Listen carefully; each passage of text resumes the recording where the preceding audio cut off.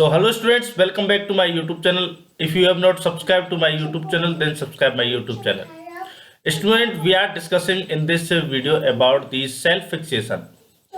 Our chapter is light microscopy या optical microscopy. तो आपने अगर हमारे चैनल को सब्सक्राइब नहीं किया है तो सबसे पहले सब्सक्राइब कर लीजिए। तो हमको माइक्रोस्कोप की जो ज़रूरत पड़ी है वो कब पड़ी है? हमको माइक्रोस्कोप की ज़रूरत पड़ी है सेल को देखने के लिए या फिर ऐसी चीज़ों को देखने के लिए कि जिनको हम आंखों से नहीं देख सकते हैं, जिनके बारे में पिछले वीडियो में हमने बात की है। तो जिन चीज़ों को हम आंखों से नहीं देख सकते हैं उनके लिए हमने क्या बनाया? उनके लिए हमने बनाया माइक्रोस्कोप। उसकी डिस्कवरी हुई। जैकरिस जेनसेन जो है वो फादर है, ये डिस्कवरी की है उन्होंने माइक्रोस्कोप की, और उन्हीं के जो पुत्र हैं हेंस जेनसेन, उन दोनों को क्रेडिट दिया जाता है। तो हमने आपको ये भी बताया था कि जो वर्ल्ड लेबोरेटरी डे है इन दोनों पिता पुत्र की जन्मदिन की तारीख की याद में मनाया जाता है। कोई दिक्कत नहीं है। अब हम बात करते हैं तो हमको देखना है, जिससे अगर सेल का देखना है, जब हम बात कर रहे हैं सेल बायोलॉजी की, तो उसमें हमको सेल को देखना है। तो सेल को देखना है तो सेल को पहले ऐसे ही देख नहीं सकते, वो क्या है, खराब हो जाएगी, वो सड़ जाएगी। तो उसके लिए आपको क्या करना पड़ेगा? सेल को फिक्स करना पड़ेगा। यानी कि आपने अगर सेल को कहीं से लिया है तो वो जैसी कंडीशन में है उसको वैसी कंडीशन में रखने की प्रक्रिया को हम क्या करते हैं? Cell fixation. ठीक है, तो ये इसके बारे में हम इस वीडियो में बात करते हैं। चलिए अब हम बात करते हैं कि सेल फिक्सेशन जो होता है ना, वो क्या करता है? वो फिक्सेशन करता है, प्रिवेंट करता है ऑटोलाइसिस से और putrefaction of the specimen and also protect the tissue cells during any further processing step. तो सेल फिक्सेशन है, उसकी ये डेफिनेशन है कि ये क्या करता है? ये ऑटोलाइसिस यानी अपने आप जो सेल्स जो है वो डाई होती है, और पुट्रिफैक्शन यानी सड़ने को, स्पेसिमेन सड़ने की प्रक्रिया है उससे रोकता है।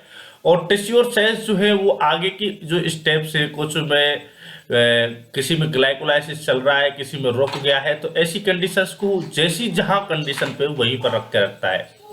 इस प्रक्रिया को आप कहते हैं सेल फिक्सेशन। अच्छा, सेल फिक्सेशन जो है वो किया जा सकता है फिजिकल या केमिकल, दोनों माध्यमों के द्वारा किया जाता है। अच्छा, हम फिजिकल अगर फिक्सेशन की बात करते हैं तो उसमें क्या करेंगे? इंक्रीजिंग हीटिंग के द्वारा या फिर डिक्रीजिंग हीट, क्रायो प्रिजर्वेशन का जो प्रिंसिपल है वो क्या है? हीट को डिक्रीज करने का, टेम्परेचर को डिक्रीज करने का। और अगर हम टेम्परेचर को इंक्रीज करते हैं तो वो क्या कहेंगे? उसे हम हीटिंग कहते हैं। तो ये फिजिकली जो है फिक्स करने के दो तरीके आ गए हैं आपके पास, हीटिंग एंड क्रायो प्रिजर्वेशन। अगर हम केमिकल फिक्सेशन की बात करते हैं तो इसमें हम कई ऑर्गेनिक सॉल्वेंट और क्रॉस लिंकिंग एजेंट्स को काम में लेते हैं। जनरली केमिकल फिक्सेशन मेथड्स जो हैं वो सारे के सारे जितने भी हैं वो स्पेसिमेन को प्रिजर्व करके रखते हैं। The organic solvents include alcohol and acetone that cause removal of lipids, dehydration of tissues, denaturation and precipitation of proteins, changes in protein conformation and their solubility. They are also referred to a coagulant based on the effect produced. तो जो organic solvent जो alcohol और acetone है, ये किस किस प्रकार से वर्क करते हैं उनके बारे में बताया गया। ये क्या है? ये केमिकल मेथड्स है।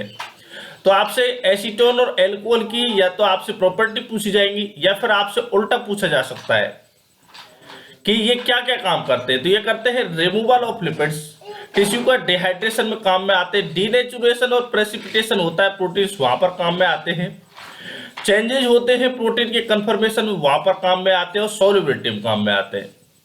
तो इनको कोगुलेंट भी कहा जा सकता है। The dehydrating effect of ethanol can be reduced by swelling effect of acetic acid. They are together used in some cytological fixative. तो इथेनॉल जो है वो उसकी जो प्रॉपर्टी होती है किसकी? स्वेलिंग इफेक्ट को रिड्यूस करने की, उसके वजह से वो साइटोलॉजिकल फिक्सेटिव में भी काम में लिया जाता है। अब आगे हम बात करते हैं क्रॉस लिंकिंग मेथड। हमने बात की फिजिकल मेथड्स की, फिजिकल मेथड्स की, उसके बाद में केमिकल मेथड्स की, हमने ऑर्गेनिक सॉल्वेंट्स की बात कर ली है। अब अगले हैं क्रॉस लिंकिंग मेथड्स। उसमें क्या है, एल्डिहाइड जो है उनको पैरा फॉर्मेल्डिहाइड या ग्लूट्रेल्डिहाइड या फिर osmium tetra oxide that react with protein in other biomolecules by forming intra and intermolecular cross links.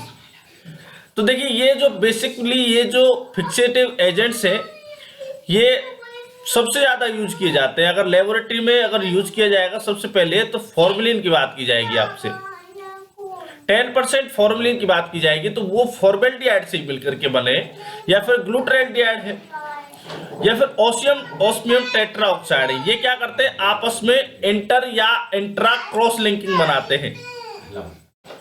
The covalent bonds result in better retention of cellular architecture than organic solvents। तो ये इनके बीच में जो covalent bond है, ये covalent bonding की वजह से ये अच्छा जो है रिजल्ट देते हैं ऑर्गेनिक सॉल्वेंट की बजाय। The rigidity imparted to cell by cross linking in added acid sectioning fragile tissues, fixing kills the cells immediately but not allows to visualize its morphology। Fixing करने के बाद में जो सेल्स है उसकी कंडीशंस को वहीं रोक दिया जाता है, लेकिन उसकी मॉर्फोलॉजी जो है उसको आप देख सकते हैं, मतलब जैसी कंडीशन है वैसी है। And internal structure that were present just before fixing. Cell तो भले ही मर जाएगी लेकिन उसकी जो कंडीशन जैसी है वैसी की आप देख सकते हैं, उसके इंटरनल स्ट्रक्चर्स को भी देख सकते हैं। फिक्सेशन करने का फायदा है। This is helpful because once the cell are fixed then investigator can observe them at each. तो ये इसका फायदा है। फिक्सिंग आल्सो परमिएबलाइज सेल्स, इससे परमिएबिलिटी जो है सेल्स की वो भी है बढ़ती है।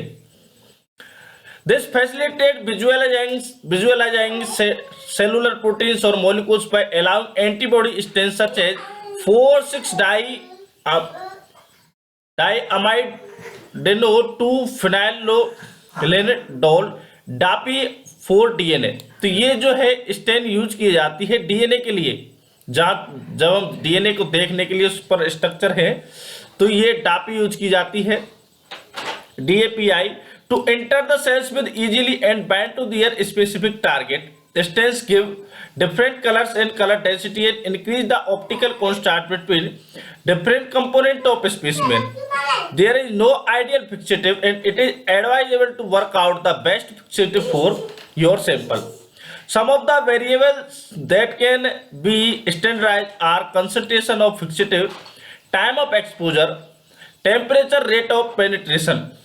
तो ये क्या है इसके मतलब आइडियल फिक्सेटिव जो है उसमें क्या क्या बढ़िया बढ़िया प्रॉपर्टीज होनी चाहिए।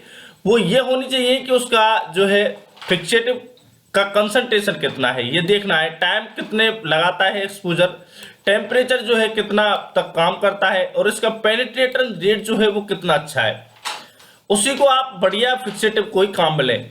Where feasible choose of a non toxic substitute, जो टॉक्सिक नहीं हो। तो ये बातें हैं ये आपकी जो है फिक्सेशन के बारे में। फिक्सेशन के बारे में करीब चैनल पर हमारे पर 40 से 50 वीडियोस और हैं, उनको आप देखेंगे तो अच्छे से समझ में आ जाएगा।